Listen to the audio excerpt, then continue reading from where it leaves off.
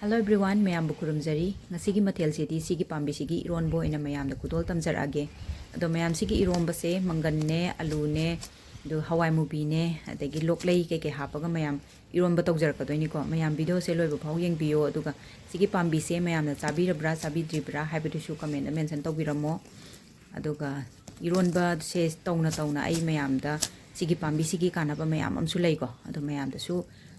knowledge oi honaba mayam da su ina share tawjage na ina video sigi mateng lorga ko mayam da share tawjage tawjabane do mayam loiba phau yengbiyo aduga ai si kamaina thongake habadu mayam yengbiyo ko to yam hawi ai gi hingol sida to masak khangdaragadi si pambi se mun yengbiro aduga dum chabi ba yai ko me ai su ahamba da khangudi yellow color ge ko gi lei wai kai wai da sat pane do pambi sigi yam kana ba yam leirame ado mayam su dum khangbina ba mayam ai share tawjarake aduga sigi mapan se maton se naubu noradi dum si chabi ai ko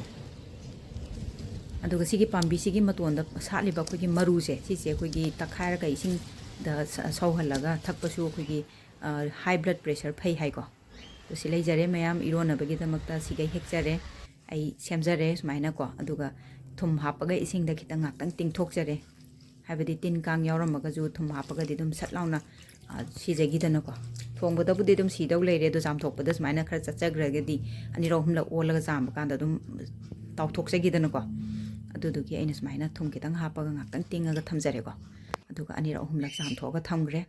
adu irona bagi process dana sumaina alu angangba amani sumaina tangkai khaidok jare mangan khara laujare morok khara chana ba khoi gi chaning bagi mongda morok khara laubirani alu chumnagi alu amani machet khara mani hapchanjare loklei khara soiraga hapchanjare ko aduga hawai mubi khara semaga sika em hapchanjarani aduga ngakang phutpirani ko maya do mayam sigi iron base aigi punsi gi oina di anirak subo oina chadoine do mayam di chabirabra chabidribra habido haibiramu ko khawbiganu ado mullaba yenge ko tangkhai ma mulle e si kan ji dadi koi gi ngasagi namba do hapa yare ko mana masing jing do to smaina aina pachana chamthoga thangkachara thamjare ko ado si je hapchanjarani aduga ngaktang omaga ngaktang phutpirani ba mana siti kuinam omba do haute dana haute habadi magi food value to mangi doine ba adudugi aina atai sem alu gumba mangan gum dum mulla kanda aina haipet mun ba habadi pura mun dringa gi koi gi tangkhai half boil haidare do mai lai kanda hapchanjaba adu ngaktang ombirani ko aduga hangtoga amu hek check tawbiba yam kana munjangraga ju iromba kanda koi gi tatpaneba koi gi kai haidono koi gi barbar patpado adudana hawbudo yawdeba dan kitang asangbo oi kai bo yawbudan hen hawbani naina yam kana sang mulhan boy gen tawbani du morokse mulle yarani takhaibida dum chatlaneba alu si su mulle adudi yarani si je thangda jarage haidok jarani ko inghallage aduga mahije chithoga di thuna ingedana adudike ina mahije chithok jare ko mayam si se try tawbiyo yam hawe mangan ge iron base ko ado si pambi si ge kana base yam kana ba oile rame ba koina khangda bai wane ba thida thijaluraga di loi kana ba ngak tani mana masing jing je ko ado koina khangda bani na mai ge food value je khangda ba gi ko sum mana masing ne puja sa bai wane ba do mai value je khangaga charaga di hene isada phadoine ba ado morok se smaina khantok jare aduga atai mana masing jing je inghalle ko morok se hana koi gi ngari ne thumne toroga si hana ta khai jage na tawbane atai ji di santoga inghalle ado ngari se mayam ai koi gi ngauthokpani ko angau ba thamjaraga aina tongana thamjabani sumaina ado mayam na tawbiba kanda di koi gi ngalaga natraga phutlaga adum sijinabiyo aduna su hen hawbani do aigi sidi upai leitre angaubuda oina tawre ko ngari se ki ngauda di upai leitaba haitare jaga sinani ko ado sai toroga phajana subirani aduga thuna tumna bagi damakta thumse hapchanjarani aduga phajana si se phajana nei khaibirani khonda sijinaba sinane hena nungaiba yam thuna tumba haitare magi morok ki puna pram jing je loina satlauna toyeba dos main toire loirani